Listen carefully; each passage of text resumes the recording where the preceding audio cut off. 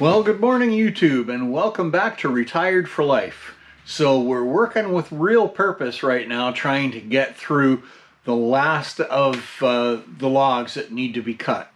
So I'm down to just the poplar right now. That will be it. We get through that, then it's time to start cleaning up. So let's head straight up to the mill and we'll get right back to work. Well, I am almost done.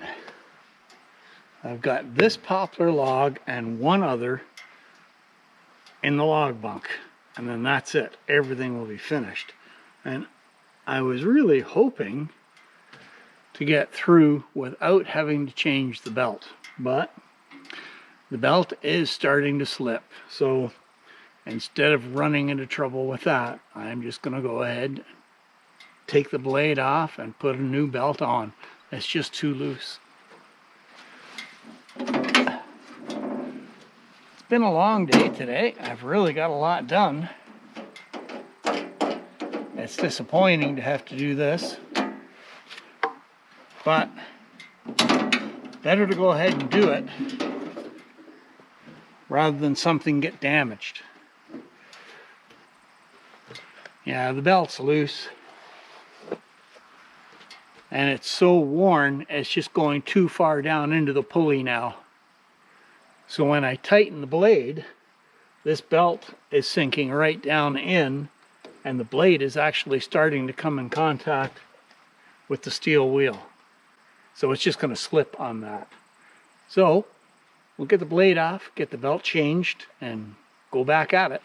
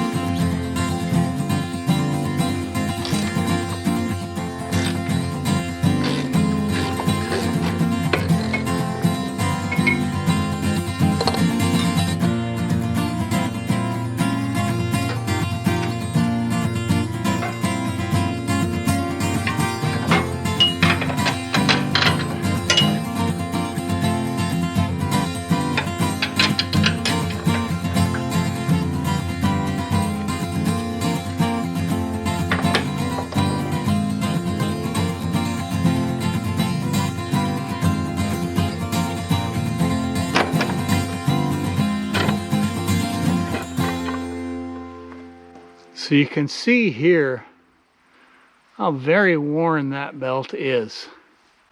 We'll compare it with a new belt.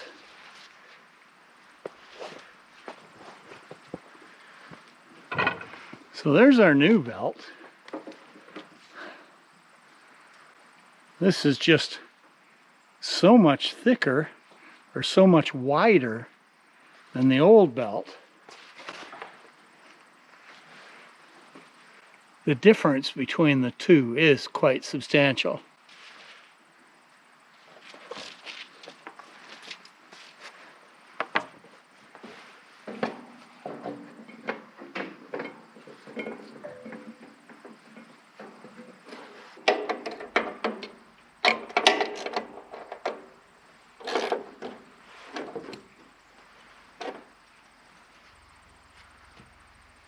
That's better. This belt is now way up above the top of the pulley.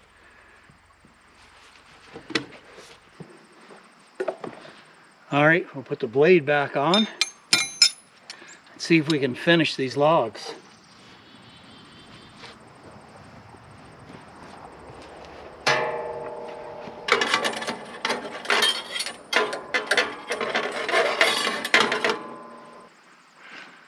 So the reason I didn't want to change that belt is because now I'm going to have to deal with stretching.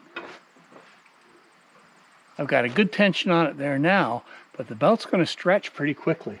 So I'm hoping I can get through all of this before that belt becomes too loose. And this poplar is real stinker to cut. It seems to clog the blade up quite quickly. All right, let's get back at it.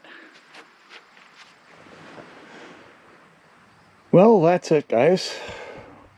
Everything is now cut. Log bunk is empty.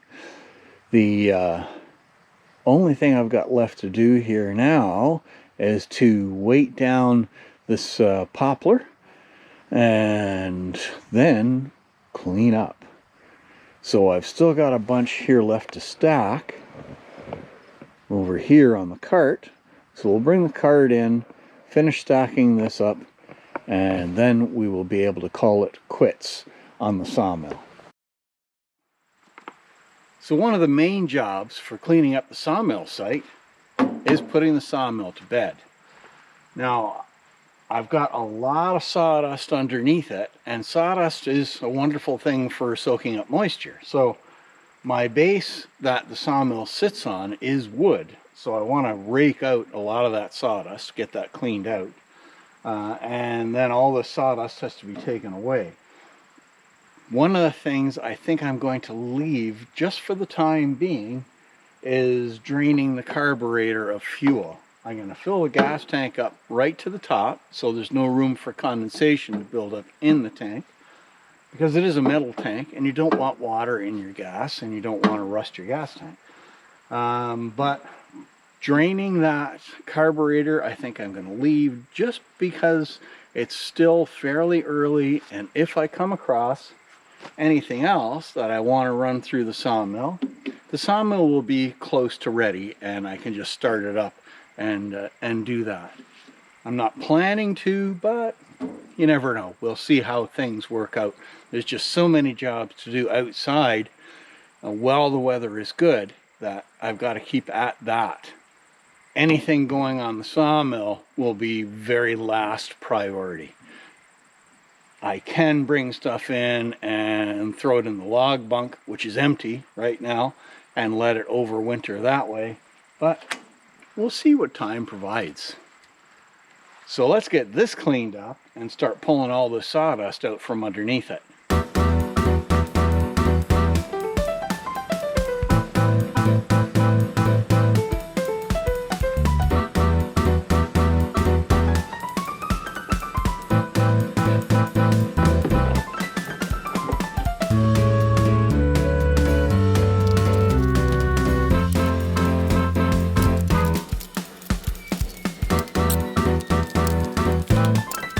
That is a lot of sawdust.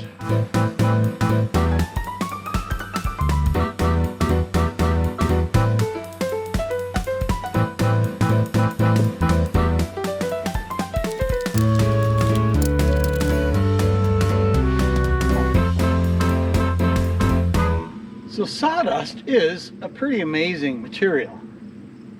When it's fine like this, it's very slow to break down, which is kind of the opposite of what I thought it would be. Sawdust that comes off of chainsaws or comes out of my chipper is much more coarse, so it breaks down a lot quicker. Now this sawdust I'm going to be using to put down in front of the tractor shed to help fill in low spots, because usually in the spring it's really muddy there. So it makes a great difference in dealing with muddy areas. So it's going to get spread out there, and then I'm going to spread it out through the rest of the sawmill camp as well. I've got one big hole over here from where I took out a very large hunk of granite. So we're going to fill in there and spread it out across the grass and dump it down in around the log bunk. So that's what's going to happen with the sawdust. Now let's go have a look at the slab wood.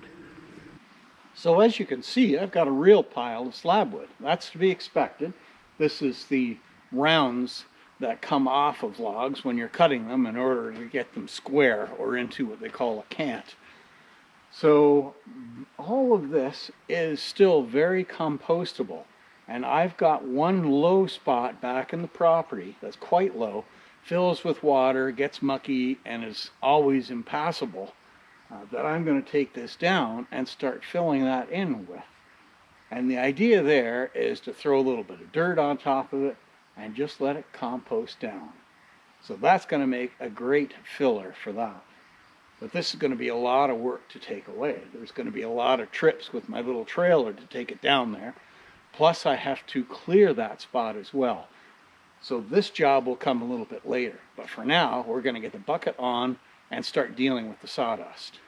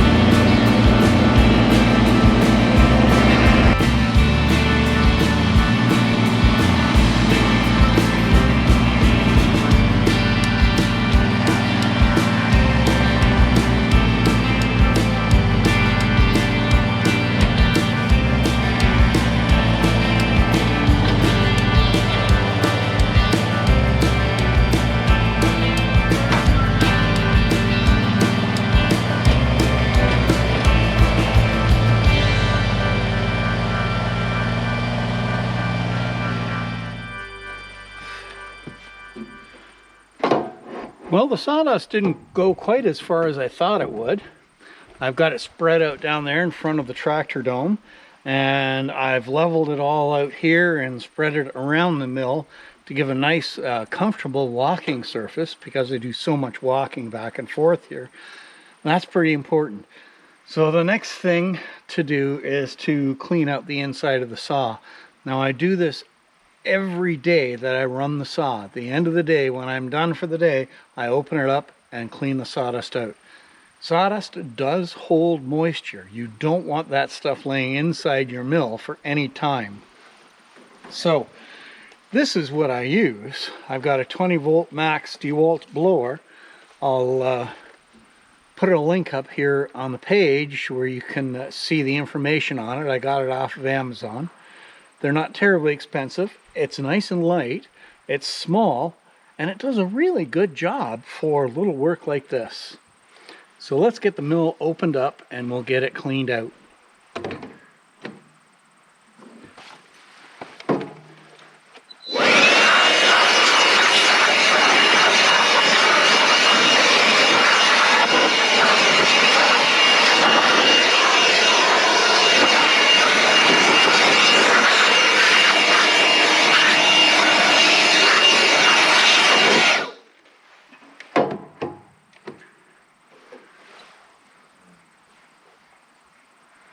So the new belt we put in looks good so far.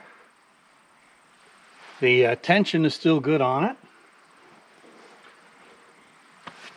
So that's all we need to do. With that blower, it really cleans the inside of the saw out very quickly. Very handy to have.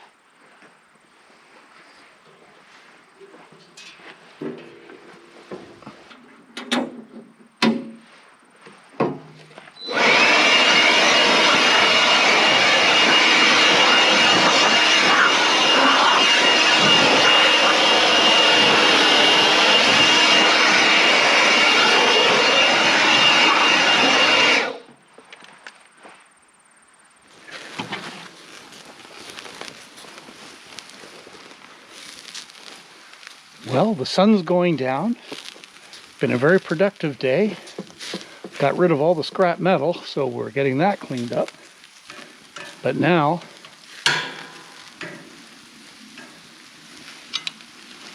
it's time to think about dinner. And oh, those are coming along nicely.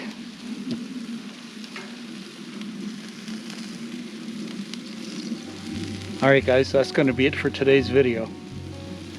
Thanks very much for watching, and we'll see you out on the trails the next time.